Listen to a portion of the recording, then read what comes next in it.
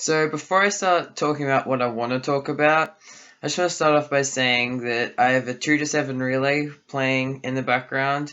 As you can see, I know most of it's kind of out of the frame, but that's not important. You can probably you can probably just listen to this video without watching the 2 to 7. So yeah.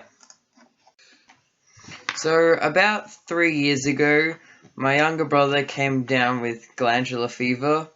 He was 9 years old at the time, which is really young to get it. This eventually developed into chronic fatigue. So what chronic fatigue basically is where you have low energy levels. A really good way of explaining it that I heard somebody explain it. So everyone, like normal people, get given 100 jelly beans, and these jelly beans represent energy. So like maybe an activity uses up 10 jelly beans, for example, and so you have a certain amount per day. So basically, people with chronic fatigue, they get given 10 jelly beans, and say an activity requires 12 jelly beans, it takes jelly beans from the next day, so they get really exhausted after that. So this has affected me a lot with my little brother because he couldn't play with me much anymore. We had to leave places early because he would get too tired. We couldn't go to certain things because he was too tired. And yeah, so that was really hard. So fast forward a few years later, when everything had sort of settled down, the sort of initial shock, I guess, had sort of settled. We weren't so defensive of my brother doing stuff. He went to regular appointments for checkups and that sort of stuff. We kind of knew how to manage it at this point. And so one day I said to my mum, "Mum, I am taking time off school and I'm coming to an appointment to find out more."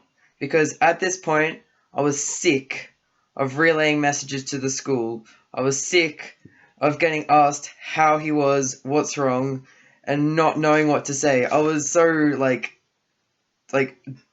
I just wanted to know what was wrong with my younger brother. So at the appointment, I came in with a few questions that I really wanted answered, I guess. So the one big thing was to ask, what do I say to people when they ask what's wrong? Because that was one of the biggest things that was the hardest. The answer that I got from the person at the appointment was you know how you feel after running a couple of kilometers, across country? That is how he feels after doing 10 minutes of activity. So that really helped me a lot, and I had another couple of questions as well. That helped me a lot to kind of understand what was wrong with my brother and kind of know what to say to people when they ask. So anyway, on the way back from the appointment, I had my cube with me. So what I did was I solved it over and over again, continuously solving and scrambling it again. And so what we did was we counted how many times from the hospital to home I could do it in. And this was about half an hour. And I think it was 65 maybe that I did. So when we got home, we decided, I was joking at the time. I was going, oh, maybe we could use this as a fundraiser or something for chronic fatigue. And surprisingly enough, my mom and family and stuff was like, yeah, sure, we should do that. And so that night, we sent an email to the chronic fatigue people in Victoria, which is the state that I live in. And so telling them about my idea and all this sort of stuff. And so they came back to me saying it was a good idea. And so then after that, over the next week or so, contacted a few other people to get this fundraiser happening. So what it actually was is I did it at my school. I had 5 cubes and I would solve them over and over again. Kind of like if you guys remember Roy Hessler did the 24-hour thing. It was kind of like that, but for half an hour. So I did that at school. I think I did it 65 times, if I remember right. So the way we raised money was people would guess how many times I would solve the cube in half an hour. and the closest one got a prize. We were also selling like spiders for like a couple of dollars, I think. So yeah, we raised quite a bit of money through that. So with this fundraiser, my awesome author mother couldn't just leave it as a really cool thing I did. She had to write a book about it. So that is the main thing of this video.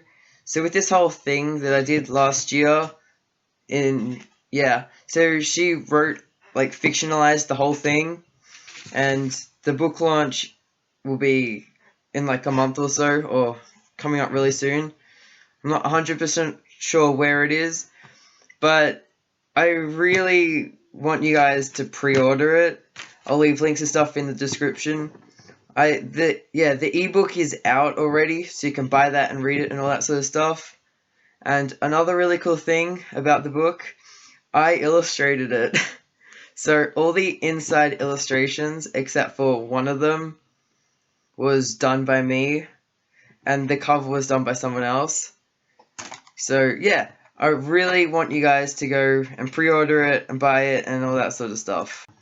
So another thing I want to say is, at the book launch, I am going to do another, we called it last year, Cubing for CFS. So I'm going to be doing another one. We're going to do like the whole guessing how many I'll do. We're probably going to do half an hour again. And we're going to do that at the book launch. So I will make another video explaining when that is, all the details and stuff. I'm also planning on live streaming it, so you guys can watch me do it and all that sort of stuff. So that will be really cool. So that's pretty much it. I'll leave you guys to watch the rest of the relay, or you can go watch something else. Doesn't really matter. But quickly before you leave, I'll put up a picture of the cover right now.